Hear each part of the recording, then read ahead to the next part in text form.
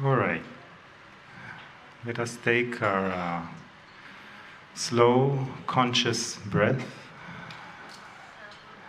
You can take one deep breath and hold it for just a few moments, and then slowly release back. If you feel comfortable with, you can also place a hand over your heart area.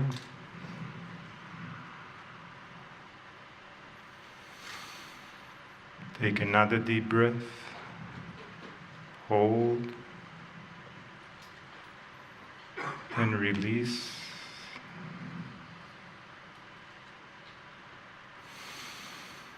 Another deep breath. Hold. Release.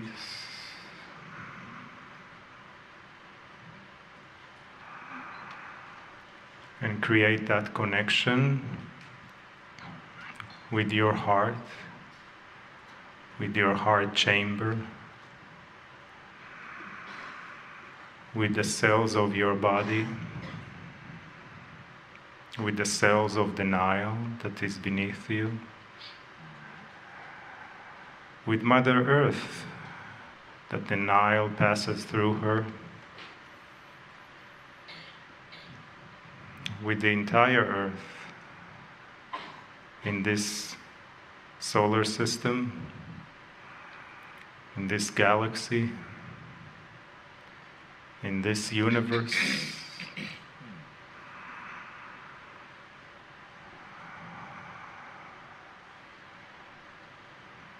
into all dimensions. Just let yourself, allow yourself to flow and sink into it more. In some way surrender into it more, with a smile, with a joy inside, feeling that love that is within you and also pouring into you from the divine, from Source, from Creator.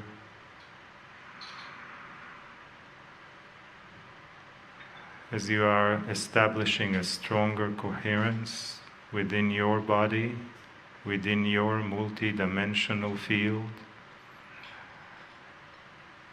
connecting to the others in the group with their multi-dimensional fields, their Merkava, their vehicle of light, creating a stronger light group soul together. This is real, you are creating it right now. Breathe.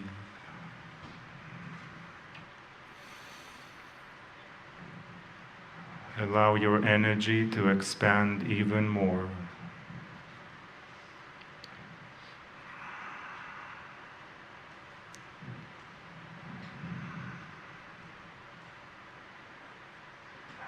Invite those that you love, either those that you call your guides, or your angels, or Source, or benevolent beings, or even those that have been with you on earth in this lifetime and have passed. Invite them to be with you now.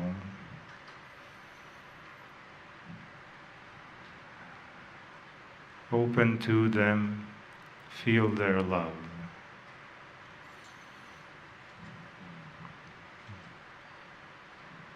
The invitation is only an acknowledgement that they are already here, because they're always with you. They're always with us. They're always loving us. Never in judgment. Always there to love in whatever we choose to do, in whatever action or step we take in life.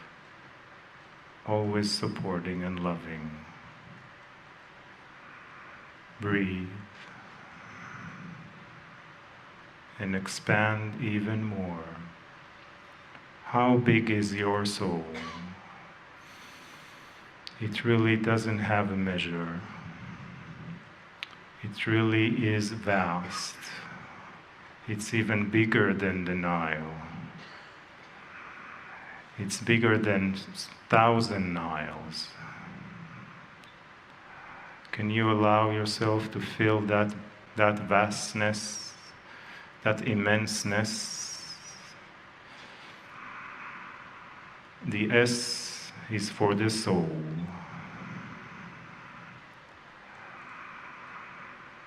This energy that has no beginning and no end, always on a journey. Breathe. And as your energy is elevated even more, the coherence is stronger. Your consciousness is stronger, is getting higher. Breathe. Tap deeper into your heart, into the center of oneness. How big is your soul? It has no measure of time. It can be anywhere at any time. There is no place for it exists in the now. Breathe.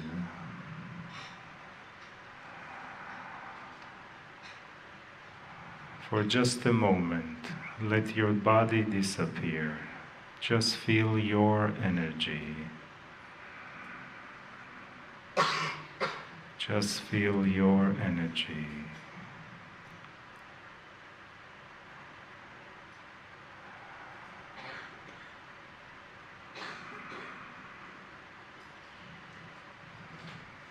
Just feel your energy. There is nothing to do right now. It is just you as energy. Just be with the energy. Breathe.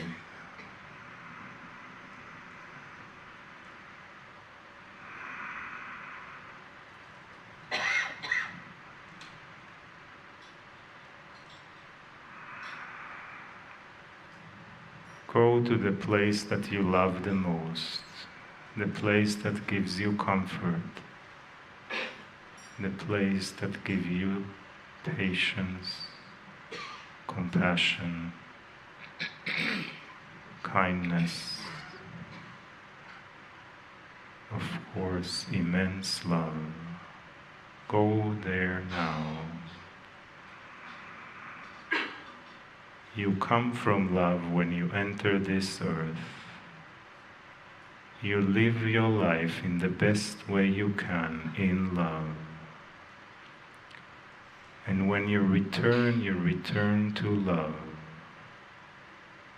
Therefore you are love, and you always will be. Breathe. Always in a circle, always in a circle, always in a circle. And let us hear more from the beloved words of Kryon. Greetings, dear ones. I'm Kryon of Magnetic Service. I'd like to ask you to stay in this state of quietness.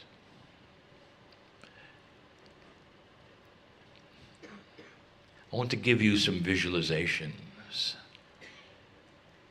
This is a meditative channel that asks questions. I won't be doing much teaching. But this is about your consciousness answering questions about the scenarios that I'm going to present.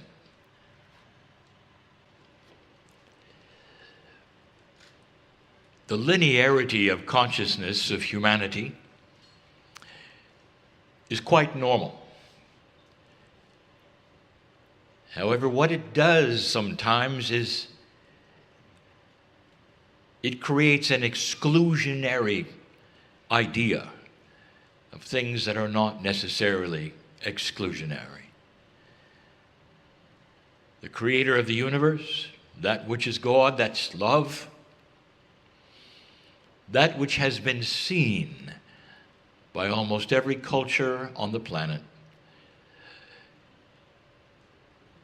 is not linear. It's inclusionary. However, you, as a human being, growing up even as a child, are exposed to an exclusionary system of hierarchy. Right away, there is mother and father. You see who is in charge in the family. You see who is in charge of your father and your mother. And as you grow up, you start to understand the hierarchy of importance. Those who are important, those who are not, those who have money, those who are not. In each culture, who carries the power? You watch your governments and your politics or your royalty, and you see who is powerful and who is not, and you get the idea of an exclusionary system. You are excluded if you're not in power. And this is the way of it. But then you apply it to spirituality. And you always do. And it's always been that way because that is the model that you have. Come with me for a moment. Just in some gentle visualizations, just for a moment.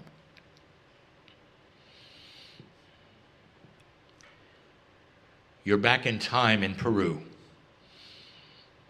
And the man, Inca, he may be on top of a mountain, he may not be. But they say he shines like the sun. An alliance with God he has, they say. So much so that those who follow him have his name called the Incas. He's surrounded always by his priests. Perhaps he shines like the sun because he wears so much gold.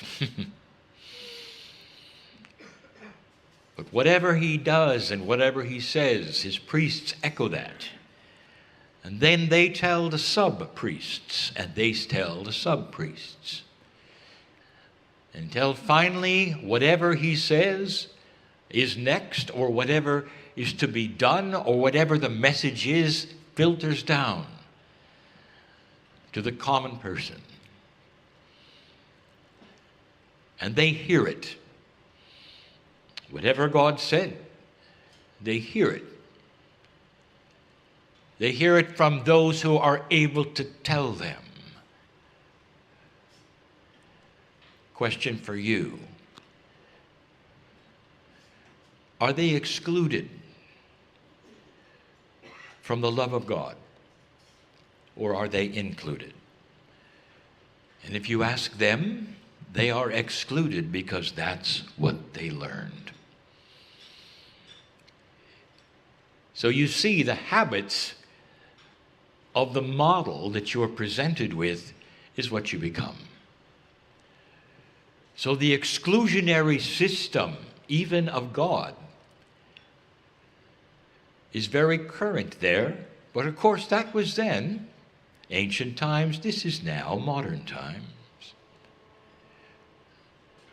You've learned today that the Pharaoh does quite the same thing. He speaks to Amun-Ra, and whatever is said, whatever is communicated, is for him. He is the only one. As he backs away in the temple, kneeling, backing, as is tradition in so many cultures, he then speaks to his priests of what the God has to say today. And they tell those who are under them, and they tell those who are under them, and finally the ones in the courtyard or beyond get the message. Question for you. Is there really a connection or not to the one in the courtyard, or are they simply listening? Is it exclusionary, or are they included in the love of the Creator?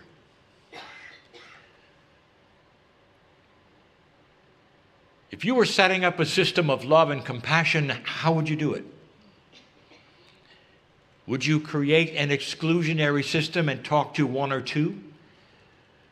And would you examine as God their bloodline and say, I will only speak to these, and the rest of the souls are on their own? That's a question for you. How would you do it? Now it gets a little more tricky. You have the Mayan on his temple. Visualize this with me. It's a special day, and he set it up. And he tells his people that he is so close to God that he can actually block out the sun.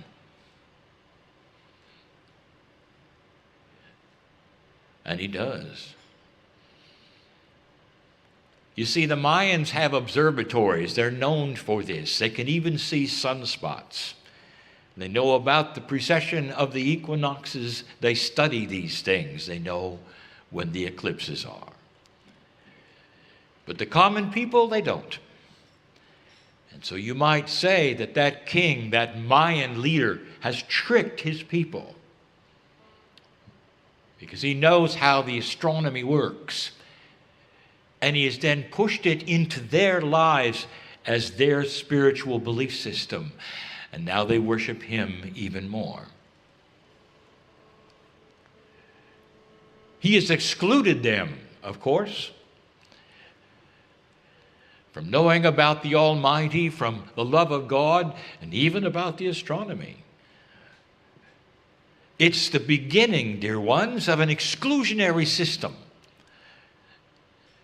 that someday won't even let regular human beings read the scriptures in the language they're written in. Of course, that was ancient times, and this is now. There's a place in the Vatican where there's a chair. And the man in white, called the Holy See, is exclusionary because he is the only one who can sit in a chair that is specifically for him. And it has a name, and it's called the Chair of St. Peter. And when he sits in it, dear ones,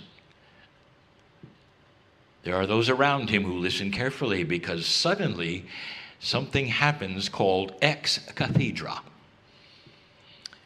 And that means that the Holy See, the Pope, receives information from God directly to him, and only to him. And in that moment, he is connected. By the way, I call that channeling. And then he tells the priests, the cardinals, the bishops, all passing it down to those common ones to perhaps rewrite some of the laws or change this or that. Question to you, he's in charge of 1 billion Catholics. If you're one of those at home and you hear what happened and what God has to say, here's the question. Are you really excluded to that degree? Or are you included in the love of God? from the limited minds and consciousness of a human being. If you were the creator, would you set it up that way? If you have put the soul of man in every single human being at the right time and the right place, would you exclude them all? Dear ones, I'll tell you, there's habits of exclusionary behavior because that's the model since you were born. And it goes right up to that which is spiritual. And that, dear ones, was yesterday. It is still here. It still exists. But there are some things. I want to show you something else, something beautiful. And this is going to be meaningful to several here. Let me take you to another place. 30 years or so after the death of the man called Jesus, as reported by those of the crucifixion, I want you to visit this man in a very dim light in what you will say today is a jail cell. The man is not despondent.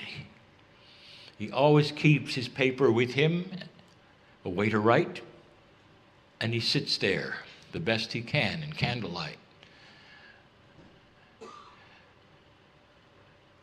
He was born with the name of Saul, but something happened to Saul. You see, he realized he wasn't excluded when something happened to him on the road to Damascus. And there are those that said he met an angel, others who said he met Christ himself. But it changed him forever, for he became included. And he realized the model perhaps was not the model that is even there today in his own religion. And he wrote about the love of God in his cell by candlelight. And it was so powerful what he wrote about how personal and included he was through his prophet, that what he wrote became chapter after chapter in what is now called the Holy Scripture for Christians.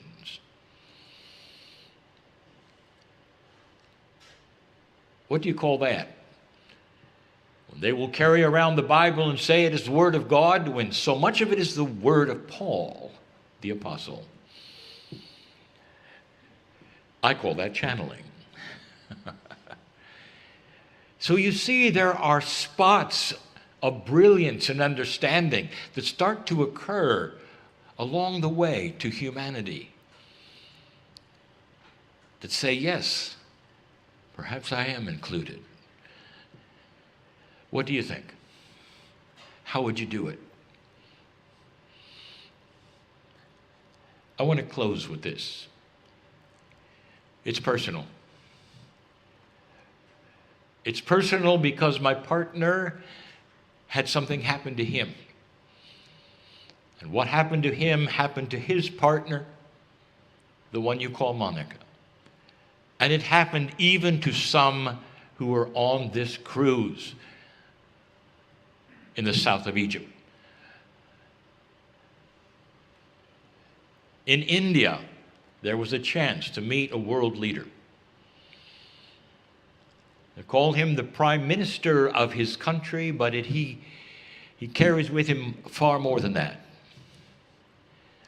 He is revered by so many around the world and is popular more than any other leader who is spiritual.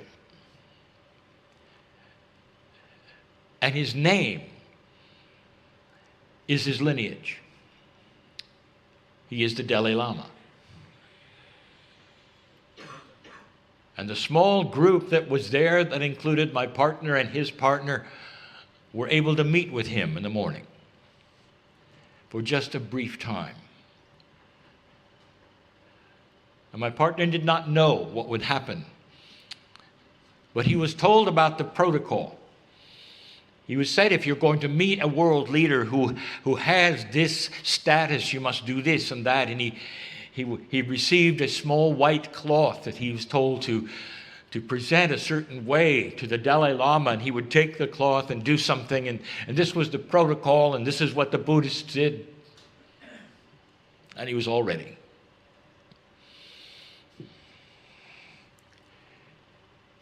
And then the man appeared.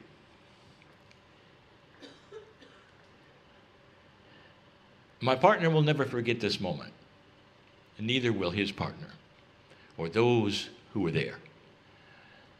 He came up the steps and he looked into the eyes of the man you sit in the chair right now, who sits here. He didn't do any of the protocol.